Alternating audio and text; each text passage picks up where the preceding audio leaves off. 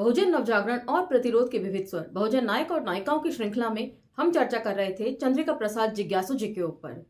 उनके ऊपर चर्चा करते वक्त पिछले एपिसोड में हमने जाना कि किस तरीके से डॉक्टर अंबेडकर के विचारों को जन जन तक, खासकर युवाओं के बीच में पहुंचाने का सबसे बड़ा श्रेय जो है वो जिज्ञासु जी को ही जाता है।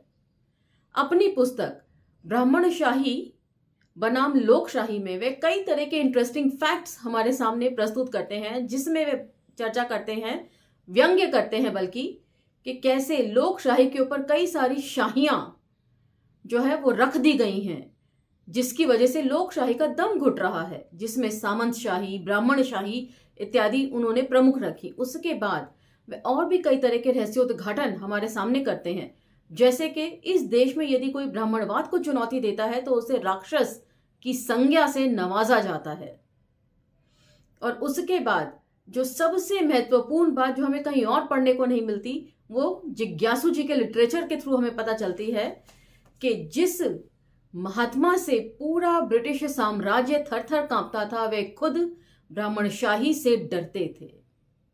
और इन सभी रहस्योद्घाटन को करने के लिए जिज्ञासु जी को खासी कीमत चुकानी पड़ी। इतिहास से, साहित्य से, खासकर साहित्य के इतिहास में उनका कहीं कोई जिक्र नहीं। उन्हें गुमनामी के अंधेरों में धकेल दिया साहित्यकारों ने। फिर वहां से 2017 में जब इनके ऊपर कमल भारती जी ने काम किया और चंद्रिका प्रसाद जिज्ञासु रचनावली या ग्रंथावली जब मार्केट में आई, तब इनके ऊपर बहुत सारे चीजों को हमने जाना। तो अब हम यहां से चर्चा को आगे लेकर चलेंगे, तो चलिए मेरे साथ। जय भीम, मैं शालिनी और आप देख रहे हैं अंबेडकरनामा। ग्रंथावली के खंड 1 में संकलित पहली किताब आदि निवासियों की सभ्यता है। निर्विवाद तौर पर जिज्ञासु जी अछूतानंद के आदि हिंदू आंदोलन की उपज थे। तो पिछले एपिसोड को हमने यहीं से खत्म किया था कि कैसे अछूतानंद जी से खासे प्रभावित थे जिज्ञासु जी। अछूतानंद समस्त शूद्र वर्ग, जिसमें शूद्र अतिशूद्र को भारत का मूल निवासी मानते थे और द्विजों को विदेशी आर्यों का वंशज, अछूतानंद के आंदोलन में दलित और पिछड़े दोनों हिस्सेदार थे, जिसमें जिज्ञासु भी शामिल थे।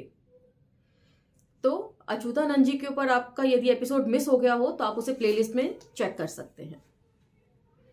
वे स्वामी अछूतानंद की सभाओं में शामिल होते थे और उनमें भाषण भी देते थे। अछूतानंद और जिज्ञासु जी के बीच के इस वैचारिक रिश्ते को रेखांकित करते हुए कमल भारती जी लिखते हैं कि जिज्ञासु जी ने स्वामी जी के कार्य को आगे बढ़ाने के उद्देश्य से भारत के आदि निवासी नामक एक वृहद ग्रंथ लिखा था। ये पूरा ग्रंथ लगभग 1000 पृष्ठों का था।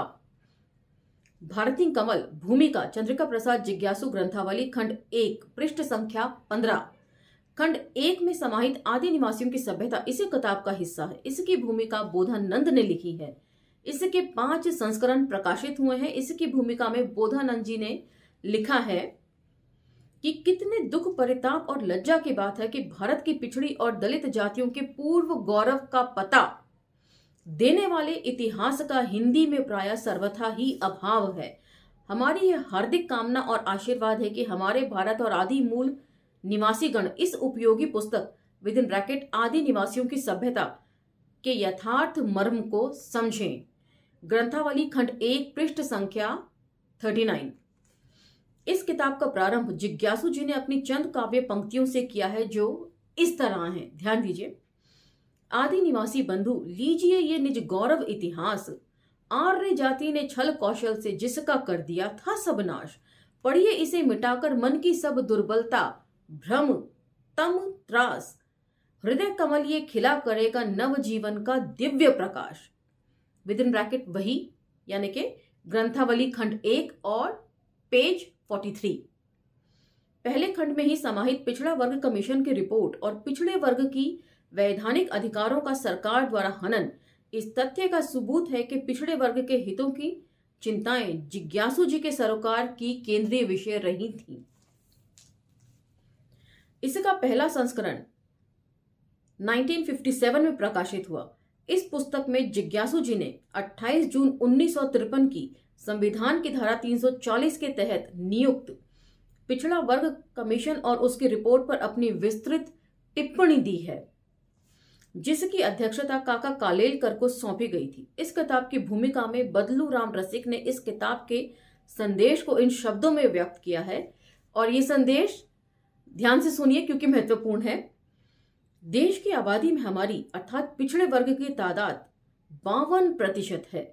लोकशाही शासन में बहुमत की विजय होती है और ये मताधिकार की शक्ति हमारी मुट्ठी में है।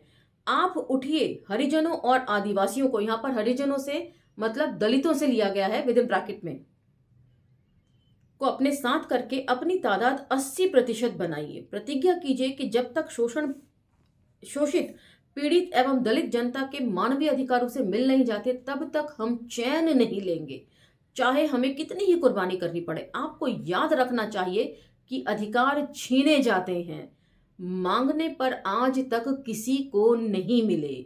वही पृष्ठ संख्या 261 यानी कि ग्रंथावली खंड 1। डॉक्टर अंबेडकर के साहित्य से व्यापक तौर पर हिंदी समाज को परिचित कराने का श्रेय भी जिज्ञासु जी को जाता है। उन्होंने बाबा साहब की जीवन संघर्ष विद इन ब्रैकेट संपूर्ण जीवन चरित्र नाम से उनकी जीवनी लिखी। इसके 16 संस्करण प्रकाशित हुए। करीब 145 पृष्ठों की इस जीवनी के माध्यम से हिंदी भाषा भाषी समाज में डॉक्टर अंबेडकर के जीवन संघर्ष का पता चला। ओम प्रकाश वाल्मीकि ने अपनी आत्मकथा जूठन में इस जीवनी का जिक्र करते हुए कहा है कि पहली बार उन्हें इस जीवनी के माध्यम से बाबा साहब के संघर्ष, जीवन और विचारों का पता चला। तो जब मैंने जूठन का पाठन किया था अंबेडकर नामा के मंच से, तो उसमें इस बात का जिक्र है, जब वे अपने गांव से अपनी शिक्षा को जारी रखने के लिए देहरादून जाते हैं, तो वहां पर लाइब्रेरी में उनके मित्र जो हैं वो उन्हें डॉक्टर अंबेडकर के बारे में बताते हैं, और तब काफी व्यंग्यात्मक शैली में ओम प्रकाश वाल्मीकि जी लिखते हैं कि सभी संचार माध्यम जो हैं इस नाम को मुझ तक पहुंचाने में असमर्थ थे। उन्होंने कभी डॉक्टर अंबेडकर का नाम नहीं सुना था, और तब उनके दोस्त जो है यही पुस्तक जिसका इस वक्त यहां पर जिक्र है, बाबा साहब का जीवन संघर्ष, उन्हें देते हैं पढ़ने के लिए, और तब ओम प्रकाश वाल्मीकि जी जान पाते हैं डॉक्टर अंबेडकर के बारे में। तो 2 साल पहले जूठन का पाठन पूरा हुआ था अंबेडकर नामा के मंच से। इतना ही नहीं, जिज्ञासु जी ने अंबेडकर के मूल साहित्य का अनुवाद कराया। इसमें जाति भेद का उच्छेद 1964, अछूत कौन और कैसे 1967, शूद्रों की खोज 1968, कांग्रेस और गांधी ने अछूतों के लिए क्या किया 1969, अछूतों की मुक्ति और गांधी जी 1966, भारत में जातिवाद 1972 जैसी महत्वपूर्ण किताबें शामिल हैं। उन्होंने 1972 में पेरियार ईवी रामासामी नायकर शीर्षक से उन पर लिखी अंग्रेजी पुस्तक a pan portrait philosophy, social reform and social revolution का अनुवाद भी प्रकाशित कराया। तो जैसे जैसे लेख आगे बढ़ता जाएगा, मैंने जो छोटे छोटे नोट्स बना रखे थे जिज्ञासु जी के ऊपर, वो मैं आपसे शेयर करती चलूंगी। मैंने पिछले एपिसोड में भी कहा था और आपको बताया था कि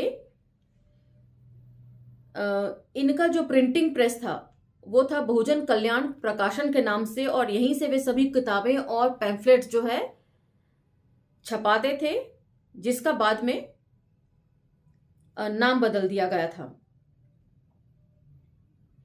इन्होंने न केवल डॉक्टर अंबेडकर के साहित्य को जन जन के बीच में पॉपुलर किया, उसका ट्रांसलेशन करवाया, बल्कि कुरान शरीफ का उर्दू से हिंदी अनुवाद भी करवाया, और कलवार संदेश और है क्षत्रिय पत्रिका निकाली जो काफी समय तक चलती रही। तो ये सब छोटे छोटे नोट्स हैं जो बीच बीच में जहां कहीं रेफरेंस आएगा वहां मैं शेयर करूंगी। बहुजन नवजागरण के जनक फूले की तरह चंद्रिका प्रसाद जिज्ञासु भी शूद्रों, अतिशूद्रों, पिछड़े और दलितों विद इन ब्रैकेट है ये के साथ महिला मुक्ति के भी उतने ही पुरजोर समर्थक थे। इसका प्रमाण उनके द्वारा डॉक्टर अंबेडकर की महिलाओं के उत्थान और पतन पर लिखी किताब का अनुवाद करना और स्वयं उनके द्वारा नारी जीवन की कहानी नाम से लिखी पुस्तिका है। उनकी किताब नारी जीवन की कहानी का प्रारंभ ही इस तथ्य के साथ होता है कि आदिम काल में महिला पुरुष पूरी तरह समान थे और स्त्री पुरुष की दासी नहीं थी। तो यहाँ पर राहुल सांकृत्यायन जी की वोल्गा से गंगा तक का मैं जिक्र कर देती हूँ। उसमें भी पहली कहानी यहीं से शुरू होती है कि किस तरीके से सोसाइटी जो है वो पितृसत्तात्मक न होकर मातृ सत्तात्मक थी। स्त्री और पुरुष बराबर होने के साथ साथ महिलाएं जो है वो ज्यादा वर्चस्वशाली हुआ करती थी।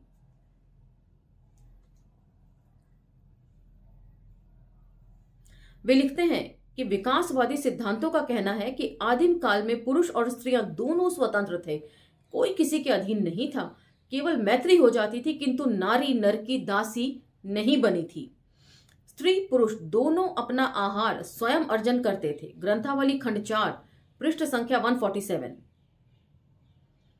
अंबेडकर की तरह जिज्ञासु जी भी हिंदू महिलाओं की दास्ता के लिए ब्राह्मणवादी व्यवस्था और ग्रंथों को जिम्मेदार ठहराते हैं और बौद्ध काल को स्त्रियों की स्वतंत्रता के काल के रूप में चिन्हित करते हुए लिखते हैं कि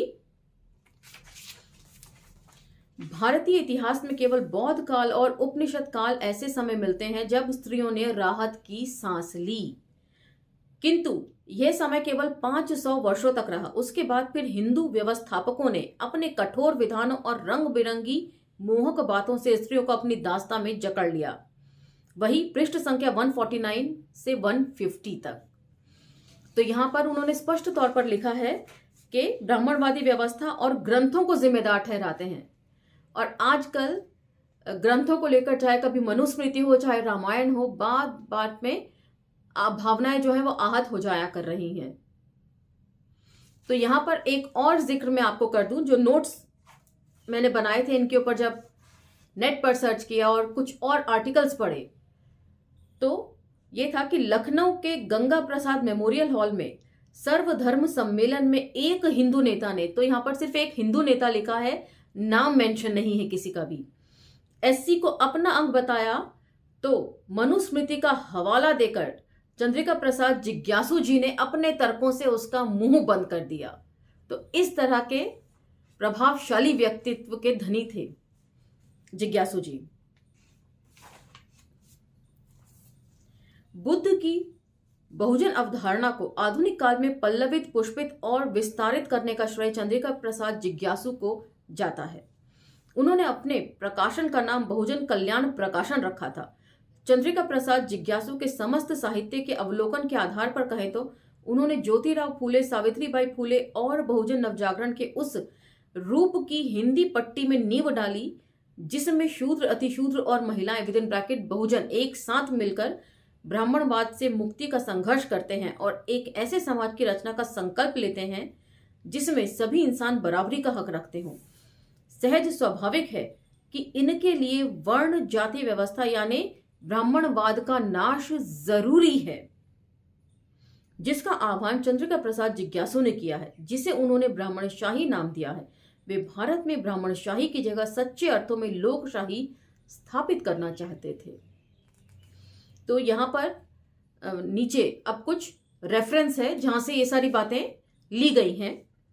संदर्भ पुस्तकें हैं चंद्रिका प्रसाद जिज्ञासु ग्रंथावली खंड 1, 2, 3, 4, संपादक कमल भारती, द मार्जिनलाइज्ड पब्लिकेशन 2017। तो ये सभी बातें आप यहां से जाकर चेक कर सकते हैं। तो इसी के साथ आज का ये एपिसोड समाप्त होता है और चंद्रिका प्रसाद जिज्ञासु जी के ऊपर ये सेकंड पार्ट जो बना था वो भी समाप्त होता है और अगले एपिसोड में हम बाबा साहब डॉक्टर अंबेडकर के ऊपर चर्चा करेंगे। तो तब तक मुझे आज्ञा दीजिए और इन वीडियोस को ज्यादा से ज्यादा लोगों तक पहुंचाने में अंबेडकरनामा का सहयोग करें। अंबेडकरनामा को लाइक, शेयर, सब्सक्राइब करते रहें। मिलते हैं अगले एपिसोड में, तब तक मुझे आज्ञा दीजिए। धन्यवाद।